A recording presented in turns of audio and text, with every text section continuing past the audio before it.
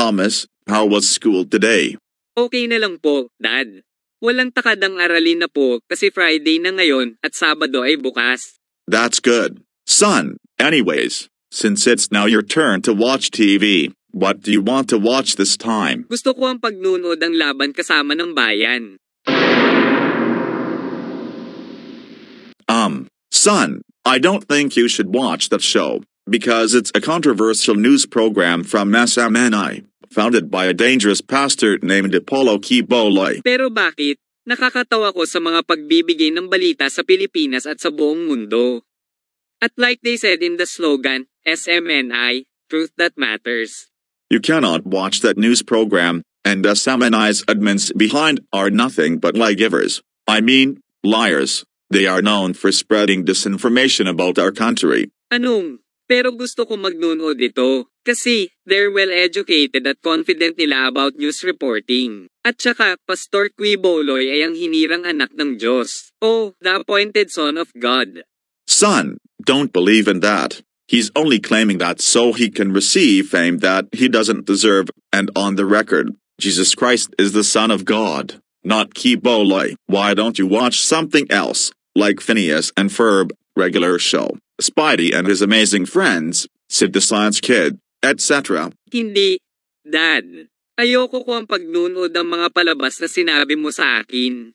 They're too childish, and I don't like Disney content nor anything for preschoolers, at saka ayoko ko ang pagnunood ng mga palabas na mula sa Amerika o pambata nila. Gusto ko ang magnunood ng Laban Kasama ng Bayan kasi mas confident ang pagbabalita para sa Pilipinas at sa buong mundo. Boy, if you keep continuing this act about Quiboloy, you will get a timeout for 30 minutes. Get it? Never. Because SMN ay nagbigay ng totoo at tumpak na balita. Hindi mababayaran ni Nobia. Ang sinong ayaw ng mga tao sa SMNI ay mga taong ayaw marinig ang katotohanan. Tanga kayo, dummy. Oi, you just called them stupid. Boy, you do not ever call them stupid, just because they uphold the truth about the disinformation giving by SMNI. For the last time, gusto ko ang manood ng Laban Kasama ng Bayan. And that's final. Stupid ka. That's it. Young man, you lost the turn to watch TV today. Go to your room. You are now in timeout for 30 minutes. Sige, nawala ko ang oras dito. Bakit ayaw akong manood ng mga palabas sa SMNI ng tatay, nanay, at mga kapatid ko?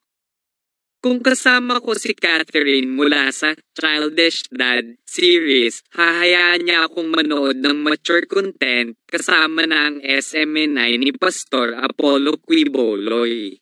Whatever, kailan ko ang magbasa ang aklat ni Ibong Adarna kasi favorite ko ang mga kwento sa istorya. Kasi ang mga ate ko ang pagtutong ng nursery rhymes katulad ng Wheels on the Bus. Which ayoko ko ang pagkikinig kasi those songs are for babies. Jeez!